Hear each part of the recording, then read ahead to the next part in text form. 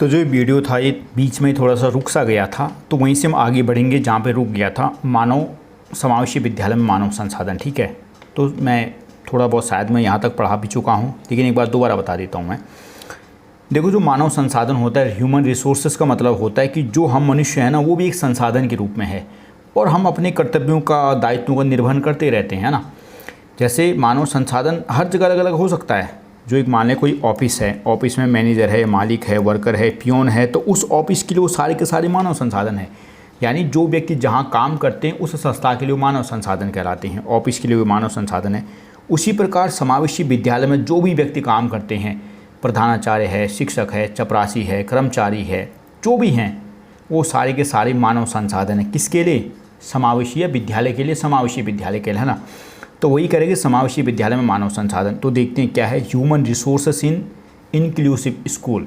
संसाधन दो प्रकार के होते हैं स्कूल में ज़्यादातर, मुख्य रूप से, ठीक है। एक मानव संसाधन है और दूसरा होता है भौतिक संसाधन। मानव में मानव और भौतिक में सब कुछ आ जाता है। बिल्डिंग कैसी है, सुविधा कैसी है, लाइब्रेरी कैसी है, फर्नीचर कैसा है, सब कुछ ये भौतिक संसाधन कहलाता है, ठीक है। तो कभी यही सवाल पूछ बैठे कि भाई इस समावेशी स्कूल में भौतिक संसाधन और मानव संसाधन में चर्चा करें, तो मानव संसाधन ये वाले लिख देने और भौतिक संसाधन में लिख देना कि समावेशी विद्यालय में जो भौतिक संसाधनों के लिए बच्चों के लिए चेयरें अच्छी होनी चाहिए, लाइब्रेरी की सुविधा होनी चाहिए, विकलांग बच्चों के लिए रैंप होनी चाहिए, थोड़े बहुत उन चीज़ों को लिख दो तो भौतिक संसाधन बन जाता है वो सवाल में, ठीक है। तो भौतिक संसाधन और मानव संसाधन, यहाँ मानव संसाधन पर हम थोड़ी चर्चा करेंगे। समावेशी विद्यालय में कार्य कर रहे सभी व्यक्ति मानव संसाधन कहलाते हैं। इसमें प्रधानाचार्य, शिक्षक, विशिष्ट शिक्षक, सहायक शिक्षक, विद्यालय के कर्मचारी, चपरासी, बच्चों के माता पिता आदि सभी शामिल होते हैं। ये सभी लोग विद्यालय में अपनी भूमिकाओं और दायित्वों का निर्वहन करते हैं।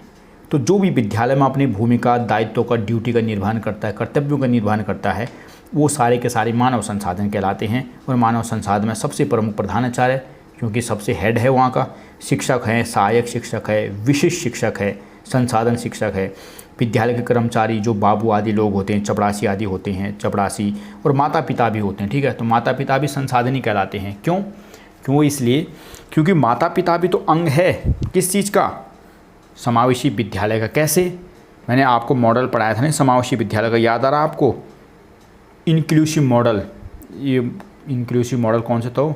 चक्र ऐसा कुछ करके था ना, जिसमें मैंने कहा था कि शिक्षक, सामान्य शिक्षक, सहायक शिक्षक, बच्चों के माता पिता और शिक्षा और स्वास्थ्य से संबंधित रखने वाले लोग, इस सारे के सारे मिलकर इस प्रकार के मॉडल का निर्माण करते हैं। समावेशी, यार 5 मॉडल पढ़ाए थे तो उसमें माता पिता भी तो थे, है ना।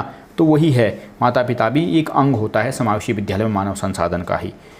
तो ये सभी विद्यालय में अपनी अपनी भूमिकाओं का निर्वहन करते रहते हैं। इनकी भूमिका और दायित्व निम्न है। तो सबसे पहले प्रधानाचार्य के बारे में थोड़ा लिख देना है कि प्रधानाचार्य पूरे विद्यालय का प्रमुख होता है। वह विद्यालय के संपूर्ण दायित्व का निर्वहन करता है, शिक्षकों और अन्य कर्मचारियों को निर्देश और सलाह आदि प्रदान करता है। तो थोड़े प्रधानाचार्य महोदय के बारे में लिख देना कि भाई प्रमुख है, प्रमुख ही तो होता है, चपरासी थोड़ी है वो विद्यालय का ना, तो प्रमुख है और उसका मुख्य दायित्व भाई विद्यालय का प्रबंधन करना है, कर्मचारियों को, शिक्षकों को सलाह देना, मार्गदर्शन करना, दिशा निर्देश देने का कार्य करते हैं, है ना। तो सबसे प्रमुख मानव संसाधन है एक प्रकार से प्रिंसिपल महोदय। दूसरा है शिक्षक। विद्यालय में शिक्षक एक महत्वपूर्ण मानव संसाधन होता है। वह बच्चों को पढ़ाता है, पाठ योजना का निर्माण करता है, छात्रों का मूल्यांकन करता है, अर्थात छात्रों से संबंधित समस्त गतिविधियों में शिक्षक अहम भूमिका निभाता है। समावेशी विद्यालय में शिक्षक को शिक्षा के लिए प्रशिक्षित किया जाता है, जिससे वह छात्रों को पढ़ा सके और उनकी समस्याओं का समाधान भी कर सके।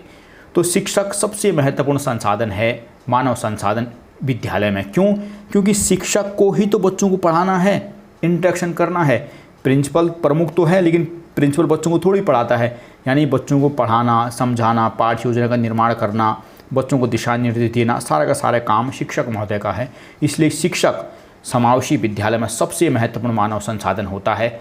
यदि शिक्षक प्रशिक्षित नहीं होगा ना, तो बच्चे ठीक से समावेशन नहीं कर पाएगा। यदि शिक्षक बच्चों के साथ ठीक से व्यवहार नहीं करेगा तो एक सौहार्दपूर्ण कक्षा का वातावरण नहीं बनेगा। यदि शिक्षक इन बच्चों की जो विशेष बच्चे हैं उनकी मदद नहीं करेगा तो स्कूल नहीं आएंगे। यानी सबसे महत्वपूर्ण भूमिका है शिक्षक की। तो एक अहम मानव संसाधन है, ह्यूमन रिसोर्स है, ये भी पढ़ लिया है। अगला है विद्यालय के कर्मचारी।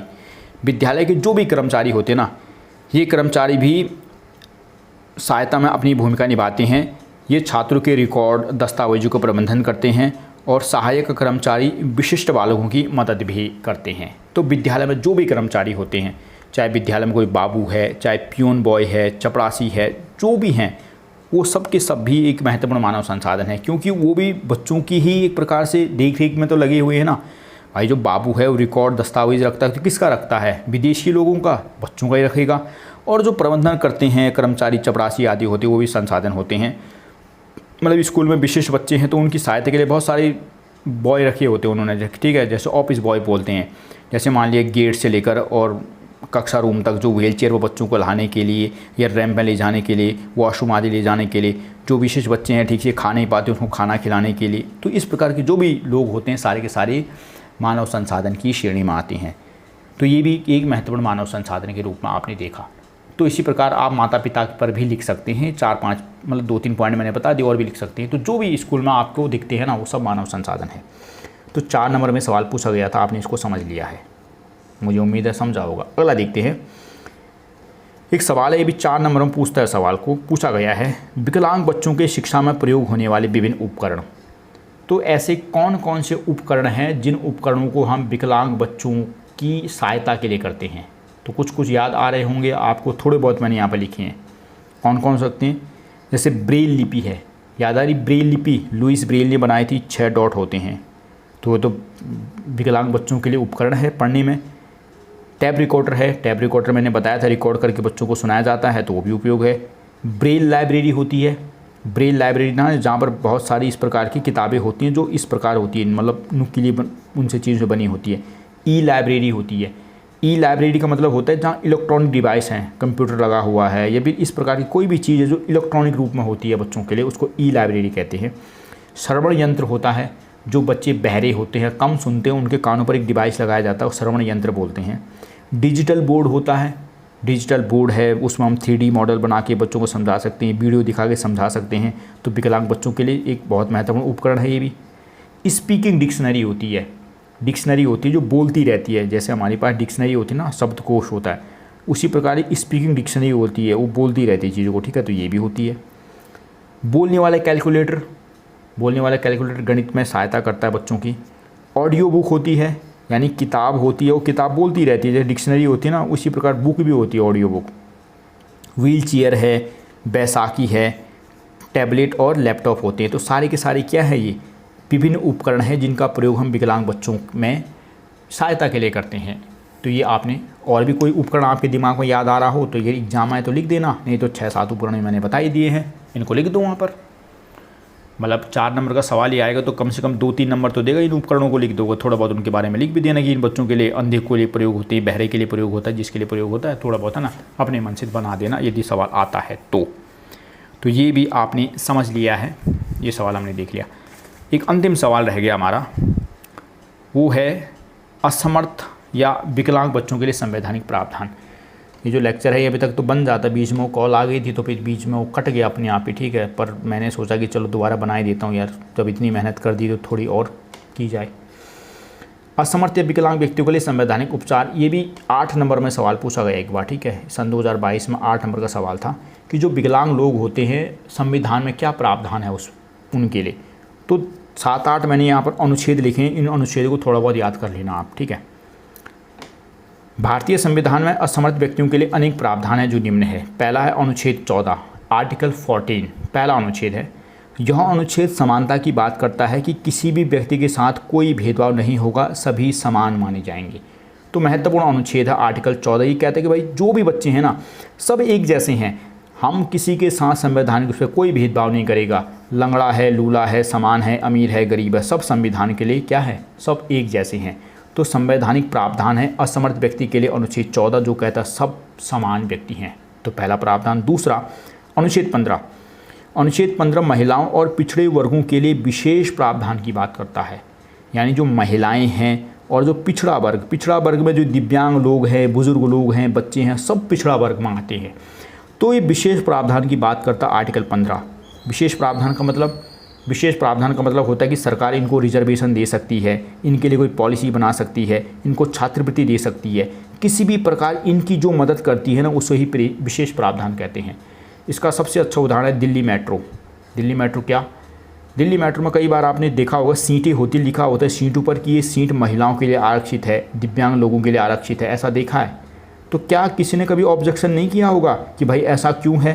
पहला कोच भी महिलाओं के लिए पूरा का पूरा, और हर कोच में भी हर सीट में महिलाओं के लिए 2-2 सीटें हैं, तो ऐसा क्यों है? कोई ऑब्जेक्शन कर सकता है? नहीं। क्यों? क्योंकि संविधान ऐसा कहता है कि भाई महिलाओं के लिए प्रावधान करो, दिव्यांगों के लिए प्रावधान करो, इसलिए कभी भी कोई उसका ऑब्जेक्शन नहीं कर सकता। और आपको कभी भी कहीं भी पुरुषों के लिए नहीं दिखेगा रिजर्वेशन, हम जैसों के लिए। क्यों? क्योंकि हमारे लिए नहीं कहता वो, किन के लिए कह रहे हैं? जो कमज़ोर वर्ग हैं। तो आर्टिकल 15 वही कहता है कि महिलाओं के लिए, पिछड़े वर्गों के लिए विशेष प्रावधान करो। तो ये भी विकलांग लोग ही तो है, एक प्रकार से दिव्यांगजन है, संवैधानिक प्रावधान है, संविधान में बात लिखी है। तो 14 में समानता की बात करता है, 15 में महिलाओं और पिछड़े वर्गों के लिए विशेष प्रावधान की बात करता है। अनुच्छेद 16, यह अनुच्छेद कहता है कि रोजगार में किसी के साथ कोई भेदभाव नहीं किया जाएगा।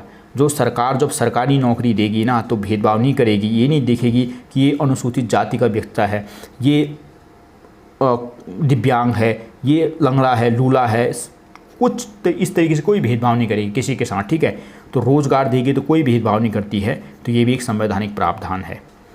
आर्टिकल 17 छुआछूत की मनाही करता है। जैसे ग्रामीण क्षेत्रों में बोलते हैं ना, डूम है, छू नहीं सकती हम ये, तो ये छुआछूत की मनाही करता है आर्टिकल 17। यह छुआछूत की मनाही करता है कि समाज में कमज़ोर और पिछड़े लोगों के साथ छुआछूत व्यवहार नहीं किया जाएगा। तो आर्टिकल 17 भी संवैधानिक प्रावधान है, छुआछूत की मनाही करता है कि भाई ऐसा अपराध है छुआछूत मानना। अनुच्छेद 21A, ये 21A लिखा है मैंने, 21 नहीं लिखा है, ठीक है। 21 अनुच्छेद दूसरा है, ये 21A लिखा है मैंने। यह शिक्षा का अधिकार देता है कि सरकार 6 वर्ष से लेकर 14 वर्ष तक के सभी बच्चों को निःशुल्क और अनिवार्य शिक्षा देगी।